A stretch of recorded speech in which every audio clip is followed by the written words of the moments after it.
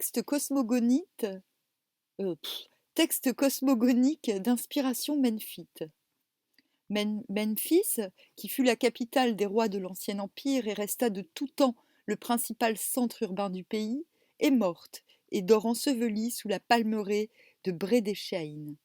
Sa cosmogonie fut élaborée autour de la personne du dieu Ptah, dit Tatéten, terre qui se soulève, patron des artisans et maître de la matière, ce qui incita les Grecs à reconnaître en lui Héphaïstos, le document de la théologie memphite. Le témoignage le plus remarquable qui soit parvenu de la théologie memphite est une copie, gravée sur pierre au temps du pharaon Shabaka, vers 710 avant JC, d'un manuscrit original dont on place maintenant la rédaction première autour de la 5e dynastie, environ 2500 avant JC.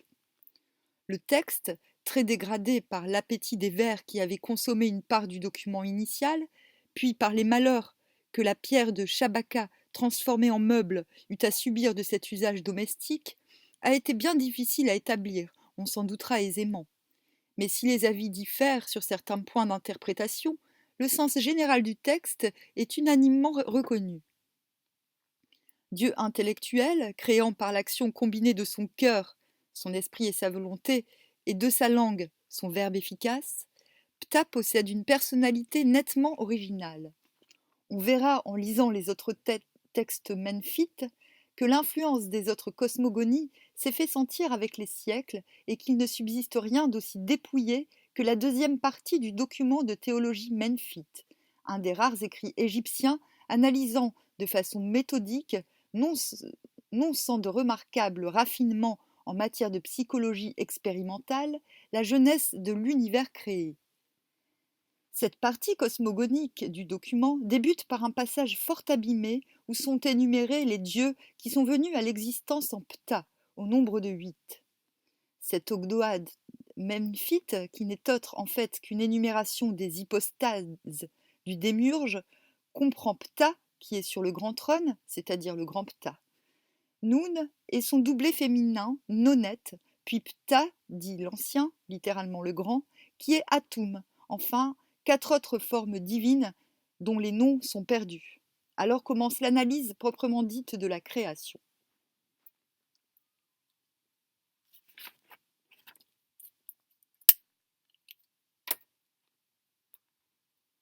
20. Celui qui s'est manifesté comme le cœur, celui qui s'est manifesté comme la langue, sous l'apparence d'Atum, il est Ptah, le très ancien, qui attribua la vie à tous les dieux et à leur génie, Ka. Par ce cœur de qui le dieu Horus est issu, par cette langue de qui le dieu Thoth est issu, en Ptah. Or, il se trouve que le cœur et la langue ont pouvoir sur tous les autres membres, en raison du fait que l'un est dans le corps, l'autre dans la bouche de tous les dieux, de tous les hommes, de tous les animaux, de tous les reptiles, de tout ce qui est animé, l'un concevant, l'autre décrétant tout ce qu'il veut. Tout ce que veut le premier. Pardon. Son Énéade est devant lui, étant les dents et les lèvres, c'est-à-dire la semence et les mains d'Atum. En effet, l'Énéade d'Atum s'est manifestée comme sa semence et ses doigts, mais l'Énéade est, en fait, les dents et les lèvres dans cette bouche qui prononça le nom de toute chose, dont Chou et Tefnout sont sortis, et qui a mis au monde l'Énéade. Les yeux voient, les oreilles entendent, le nez respire. Ils informent le cœur. C'est lui qui donne toute connaissance.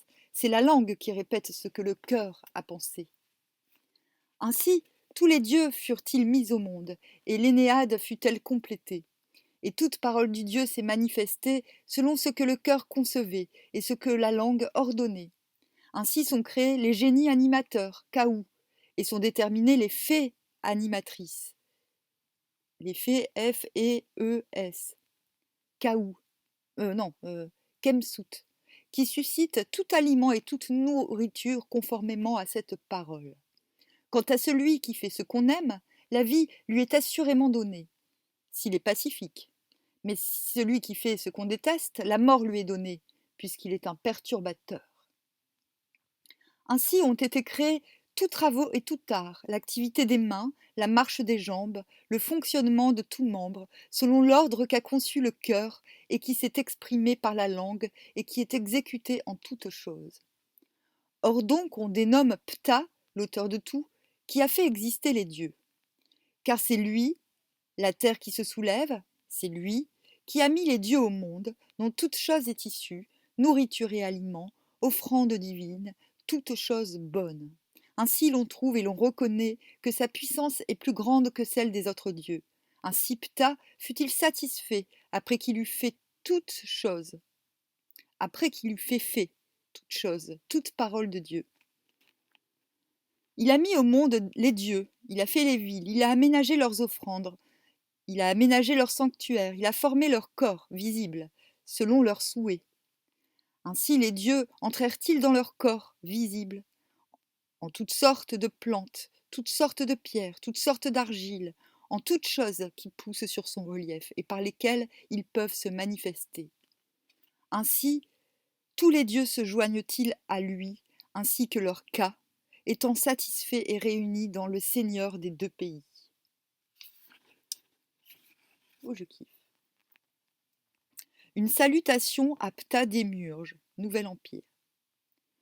Ce texte est extrait d'un long hymne rituel composé au Nouvel Empire, sans doute après 1400 avant JC, et connu par le papyrus numéro 3048 du musée de Berlin, manuscrit du temps de Ramsès IX, vers 1100 avant notre ère. 23.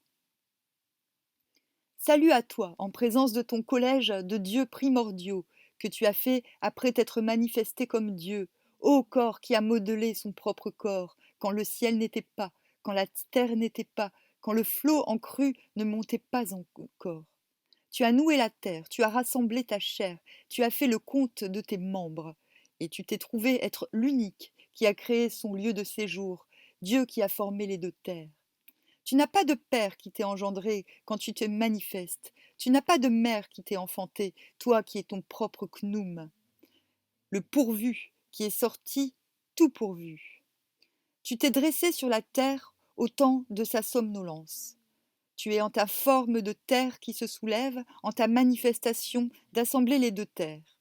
Ce que ta bouche a engendré, ce que tes mains ont créé, tu l'as tiré du Noun. L'œuvre de tes mains est à l'intérieur est à l'instar de ta perfection. Ton Fils, ancien dans ses manifestations, le soleil, tu as chassé les ténèbres et l'obscurité par le rayonnement de ses yeux. Tu te complais à faire ce qui lui est nécessaire. Tu éloignes le ciel selon ton désir, au loin là-haut, là-haut. Titulature de Ptah Démiurge. Parmi les sources égyptiennes relatives à la Genèse, il faut inscrire une catégorie assez particulière de documents, les titulatures des grands dieux créateurs.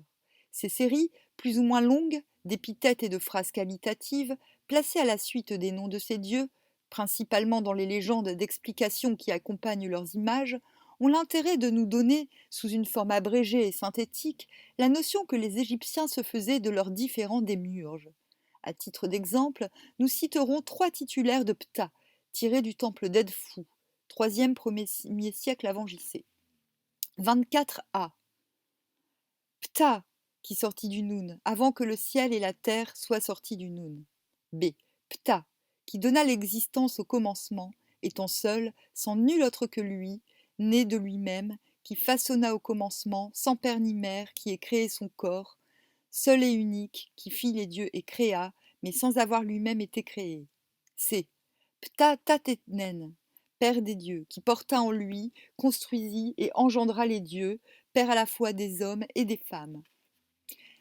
Extrait d'un traité cosmogonique. Nous avons évoqué plus haut le contenu de la première partie de ce texte, apparition de Ptactonien, création de l'Ogdoad et naissance du soleil.